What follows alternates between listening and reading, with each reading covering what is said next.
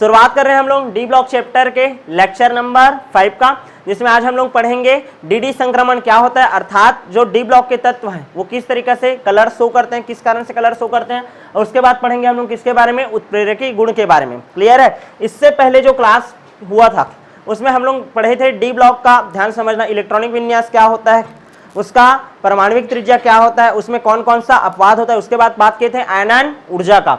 आयनन ऊर्जा पढ़ने के बाद हम लोग बात किए थे घनत्व का। घनत्व जब कंप्लीट हो गया तो हम लोग किसके बारे में बात किए थे, मेल्टिंग पॉइंट और बॉइलिंग पॉइंट क्या होता है।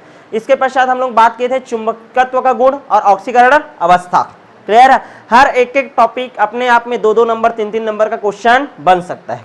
क्लियर है। आज हम लोग पढ़ेंगे डी ब्लॉक के तत्व रंगीन होते हैं, मतलब कलर शो करते हैं। क्लियर है कि नहीं। जब वो किसी दूसरे तत्व के साथ जुड़ करके यौगिक बनाएंगे डी ब्लॉक के तत्व, तो वो क्या शो करते हैं, कलर। क्लियर है कि नहीं। तो वो कलर शो क्यों करते हैं इसके बारे में आज बात करेंगे। क्लियर है कि नहीं। जो डी ब्लॉक के जितने भी तत्व होते हैं वो अधिकतर, ठीक है ना, इनके जो यौगिक होते हैं वो क्या होते हैं, ठोस होते हैं और कैसे होते हैं, रंगीन होते हैं। 3D श्रेणी के मैं बात कर रहा हूँ किसका, 3D श्रेणी का, ठीक है ना। 3D श्रेणी के जितने भी यौगिक रहेंगे धातु के, ठीक है ना, वो कैसे होते हैं, ठोस होते हैं और कैसे होते हैं, रंग युक्त होते हैं या रंगीन होते हैं। तो इसके रंग उत्पन्न होने का कारण क्या होता है इसके बारे में आज हम लोग डील करेंगे। क्लियर है कि नहीं। ठीक है। तो इसका रीजन होता है n-1 डी कक्षक में अपूर्ण भरे हुए इलेक्ट्रॉन, अपूर्ण भरे हुए इलेक्ट्रॉन। क्लियर है कि नहीं। यानी कि अयुग्मित इलेक्ट्रॉन होता है, ध्यान समझना, n-1 डी कक्षक में, ठीक है। जब इलेक्ट्रॉनिक विन्यास निकाले तो यदि उसमें अयुग्मित इलेक्ट्रॉनों की संख्या उपस्थित होती है तो वो क्या होते हैं, रंगीन होते हैं। क्या होते हैं, रंगीन। मतलब अयुग्मित इलेक्ट्रॉन उपस्थित होने के कारण ये क्या शो करता है, कलर शो करता है। क्या शो करता है, कलर शो करता है। क्लियर है कि नहीं।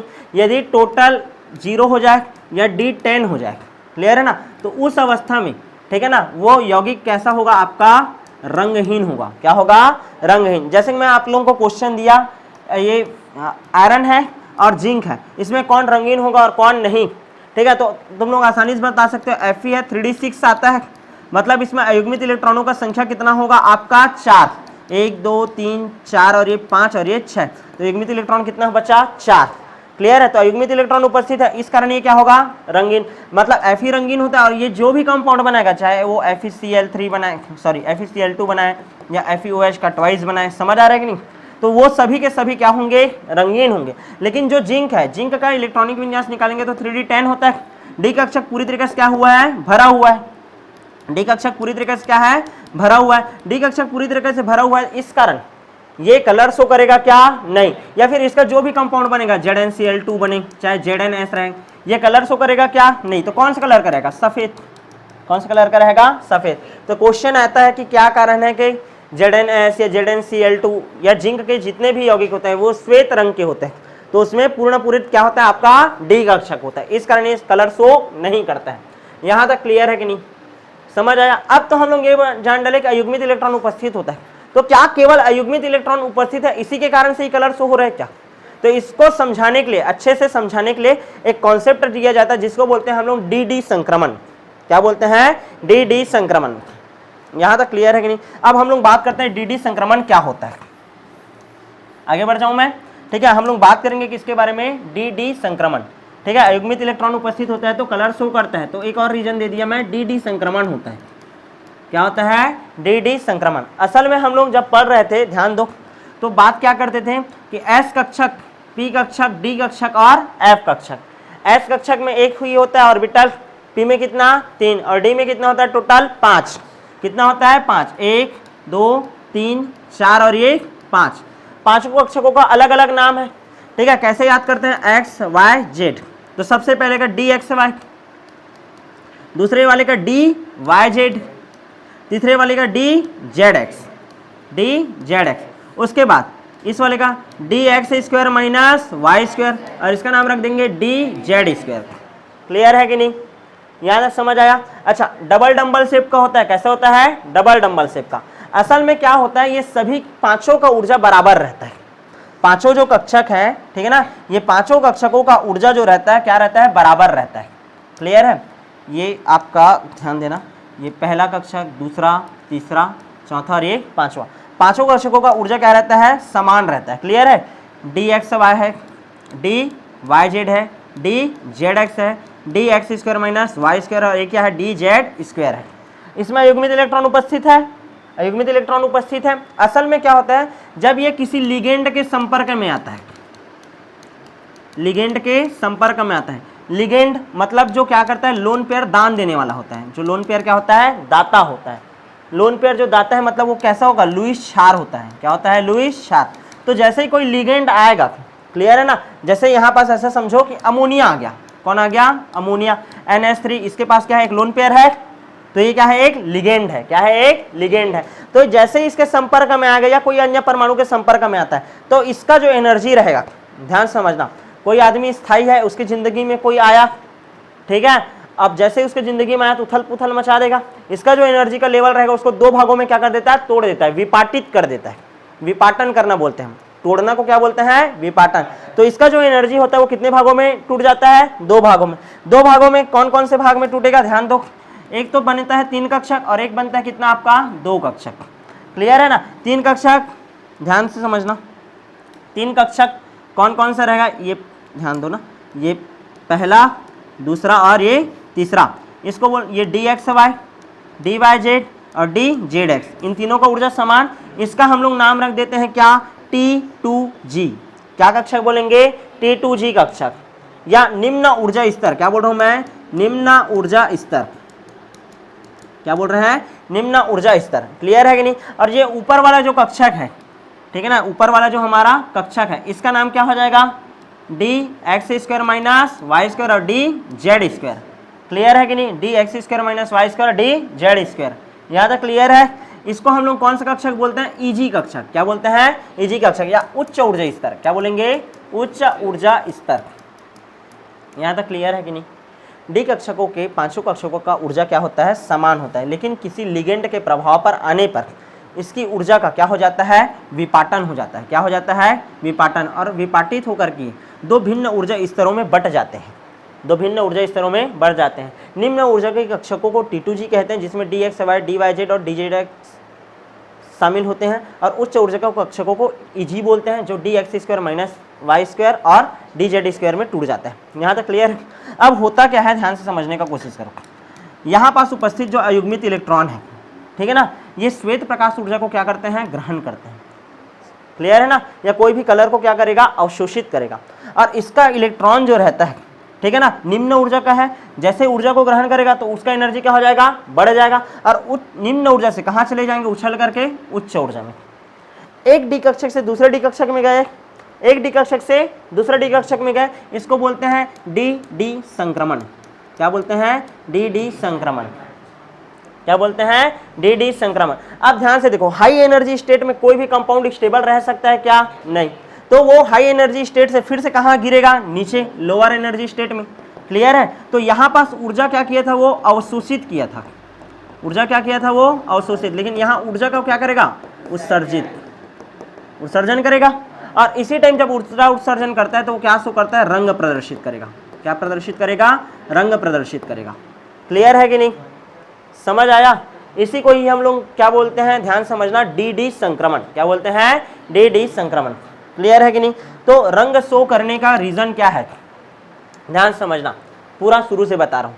डी ब्लॉक के अधिकतर तत्व के जो यौगिक होते हैं वो रंगीन होते हैं। इनका रंग उत्पन्न करने का कारण होता है अयुग्मित इलेक्ट्रॉन की उपस्थिति। डी कक्षक जितने भी रहते हैं, डी ब्लॉक के जितने भी तत्व हैं, उनके जो कक्षक रहते हैं उसमें यदि अयुग्मित इलेक्ट्रॉन उपस्थित होते हैं, उनकी ऊर्जा क्या होती है? समान होती है। जब ये किसी लिगेंड के संपर्क में आते हैं तो इनके कक्षकों का ऊर्जा का विपाटन हो जाता है। क्या हो जाता है? विपाटन। तथा ये दो भिन्न ऊर्जा स्तरों में बढ़ जाते हैं।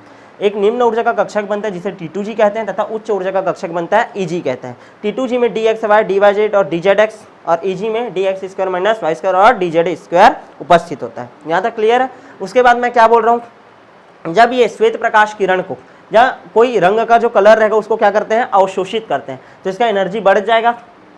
क्या हो जाएगा? बढ़ जाएगा। और ये इलेक्ट्रॉन उत्तेजित होकर के उच्च ऊर्जा के कक्षक में चले जाएंगे। कोई भी हायर एनर्जी स्टेट में रह सकता है क्या ज़्यादा टाइम तक? नहीं। तो वहाँ से वो फिर नीचे आएगा, और जब नीचे आता है तो वो ऊर्जा को उत्सर्जित करता है, जिसके कारण क्या शो होता है? कलर शो होता है। क्लियर है कि नहीं? अब इसको समझाने के लिए ध्यान समझना, अब इसको समझाने के लिए, ठीक है ना, हम लोग बताते हैं कलर कॉम्प्लीमेंट्री चार्ट। क्या बताते हैं? Colour complementary chart. क्लियर है?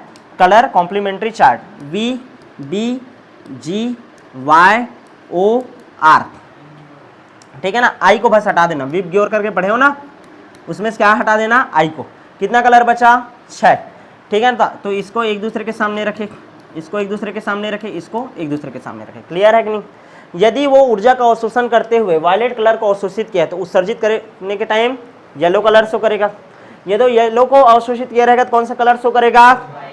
यदि रेड को अवशोषित किया रहेगा तो कौन सा उत्सर्जित करेगा? ग्रीन। ग्रीन को अवशोषित किया रहेगा तो रेड। समझ आ रहा है कि नहीं? तो इसको बोला जाता है क्या? Colour complementary chart.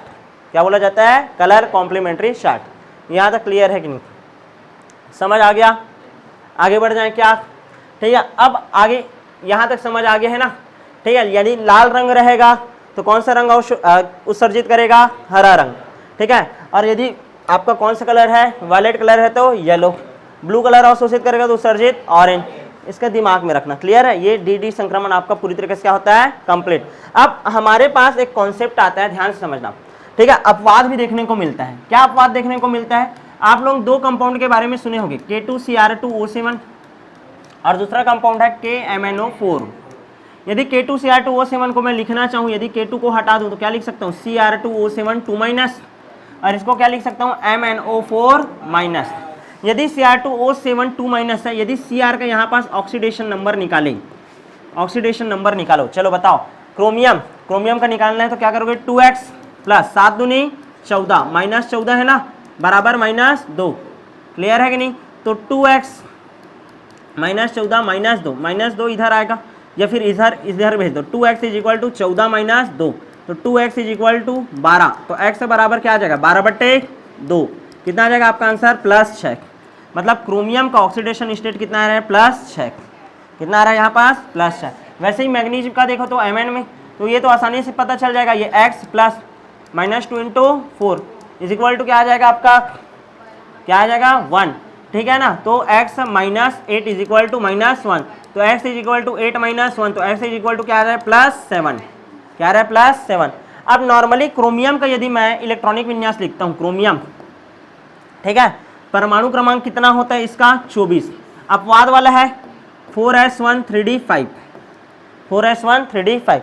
यदि यहाँ पास +6 से बोला है, यानी 6 इलेक्ट्रॉन निकालूंगा। 6 इलेक्ट्रॉन कहाँ से निकलेगा? पहले तो s कक्षक से निकलेगा, फिर d से निकलेगा। मतलब यहाँ पास क्रोमियम क्या हो जाएगा? 3d0।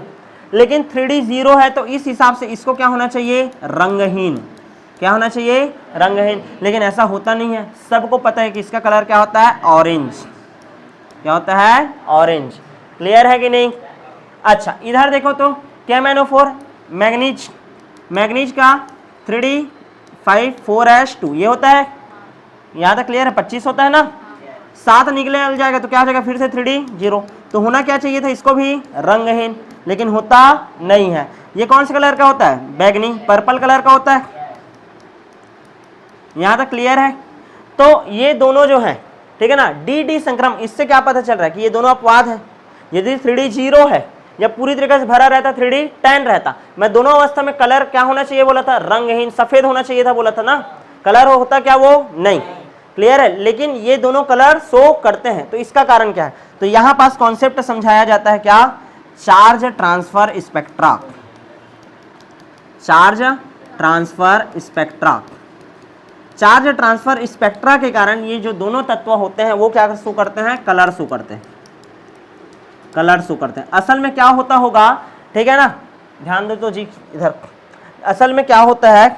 ये जो तुम्हारा K2Cr2O7 है या KMnO4 है, वो H2O को अपना चार्ज का क्या करता होगा? ट्रांसफर करता होगा। क्या करता होगा? ट्रांसफर। क्लियर है ना? तो उसके कारण ये क्या शो करता है? आपका कलर। क्या शो करता है? कलर। समझ आया कि नहीं? तो इस तरीके से आपका डी ब्लॉक में रंग वाला कॉन्सेप्ट पूरी तरीके से क्या होता है? कंप्लीट। नेक्स्ट गुण पढ़ते हैं अब हम लोग उत्प्रेरकीय गुण। क्या पढ़ेंगे? उत्प्रेरकीय गुण। ये हो गया ना। आगे बढ़ जाए क्या? डी ब्लॉक के जो अधिकतर तत्व होते हैं वो उत्प्रेरक की तरह व्यवहार करते हैं। उत्प्रेरक किसे बोलते हैं? वे रासायनिक पदार्थ जो किसी रासायनिक अभिक्रिया की दर को परिवर्तित कर देते हैं। उसे क्या बोलते हैं? उत्प्रेरक। यानी कि या तो स्पीड को बढ़ा देगा या तो स्पीड को घटा देगा। क्लियर है कि नहीं? तो उसी को हम लोग क्या बोलते हैं? उत्प्रेरक। ठीक है ना? तो जितने भी तुम लोगों को उत्प्रेरक दिखेंगे, ठीक है ना, 99% उत्प्रेरक कहाँ के रहते हैं? डी ब्लॉक के। कहाँ के रहते हैं? डी ब्लॉक के। जैसे कि तुम लोग हैबर विधि पढ़े थे, N2 + 3H2 क्या बनाता था? 2NH3। 2NH3 यहाँ उत्प्रेरक क्या होता था? चलो बताओ। Fe। कहाँ का? ये डी ब्लॉक का है। कहाँ का है ये? D block. ऐसे ही हाइड्रोजनीकरण प्रक्रिया पढ़े होगे जिसमें असंतृप्त हाइड्रोकार्बन को चेंज किया जाता है किसमें? संतृप्त हाइड्रोकार्बन में। क्लियर है? हाइड्रोजनीकरण बोलते हैं इसको। क्या बोलते हैं? हाइड्रोजनीकरण। इसमें उपयोग करते थे किसका? या तो निकिल का, या तो पैलेडियम का, या तो प्लेटिनम का। इसका उपयोग होता है निकिल का या पैलेडियम का या प्लेटिनम। कहाँ का तत्व है ये भी? डी ब्लॉक का। कहाँ का है? डी ब्लॉक का। अच्छा, इससे पहले पॉलीथीन निर्माण जब पढ़ोगे तुम लोग, पॉलीथीन का निर्माण कैसे होता है? C2H4 है, ठीक है ना, NC2H4। ये क्या बनाता है? C2H4N। ऐसा एथीन है ना, पॉलीएथीन। ठीक है ना? तो यहाँ पास TiCl4 काम करता है। कौन काम करता है? TiCl4। इसको बोलते हैं जिगलर नाटा उत्प्रेरक। मोस्ट टाइम पे क्वेश्चन, जिगलर नाटा उत्प्रेरक किसे कहता है? TiCl4 को। ठीक है ना? पॉलीथीन निर्माण में उपयोग होता है। किसमें? पॉलीथीन। टाइटेनियम कहाँ का तत्व है? डी ब्लॉक का। कहाँ का है? डी ब्लॉक का। यहाँ तक क्लियर है कि नहीं? अच्छा, और याद करो, तुम लोग ओस्टवाल्ड विधि पढ़े थे। ओस्टवाल्ड विधि में भी उपयोग होता था किसका? किसका उपयोग होता था? प्लेटिनम और रोहिडियम का। अच्छा, संपर्क कक्ष विधि याद आ रहा है? V2O5 vanadium. कहाँ का है ये? डी ब्लॉक का। तो जितने भी उत्प्रेरक दिखेंगे 99% आपको कहाँ से दिखाई देते हैं? डी ब्लॉक से। तो डी ब्लॉक के जो तत्व रहते हैं वो उत्प्रेरक की तरह व्यवहार करते हैं। अब रीजन क्या है कि ये कैटलिस्ट की तरह व्यवहार क्यों करते हैं? ये हो गया क्या? लिख लिए, आगे बढ़े। ठीक है, ये ऐसा व्यवहार क्यों करते हैं? तो सबसे पहले ऐसा व्यवहार करने का कारण है, हमेशा याद रखना ना, ठीक है, परिवर्ती ऑक्सीकरण संख्या। पहला रीजन क्या देना? परिवर्ती ऑक्सीकरण संख्या। वेरिएबल ऑक्सीडेशन स्टेट होता है भाई। कोई एक ऑक्सीकरण अवस्था है क्या? नहीं। तो कोई भी कंपाउंड के साथ आसानी से ये जुड़ सकता है, परिवर्ती ऑक्सीकरण अवस्था। दूसरा रीजन क्या दोगे? रिक्त N-1 डी कक्षक की उपस्थिति। मैं बताऊं, कोई भी जब अपवाद समझना है ना तो उसका रीजन यही छाप देना।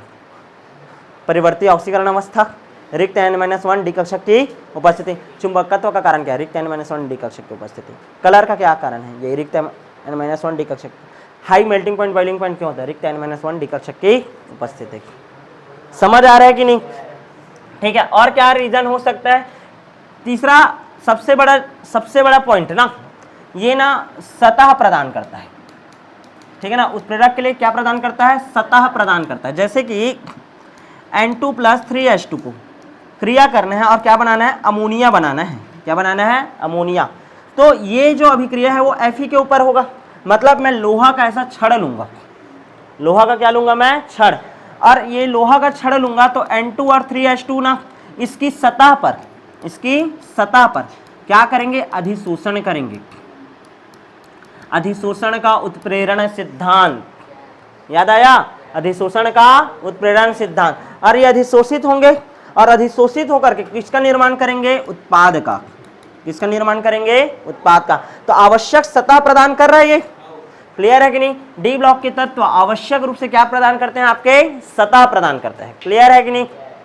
तो ये 3 कारण हैं जिसके कारण ये अच्छे उत्प्रेरक की तरह क्या करते हैं? व्यवहार करते हैं। क्लियर है? अब जो डी ब्लॉक का नेक्स्ट गुण है उसको हम लोग कवर करेंगे नेक्स्ट क्लास में।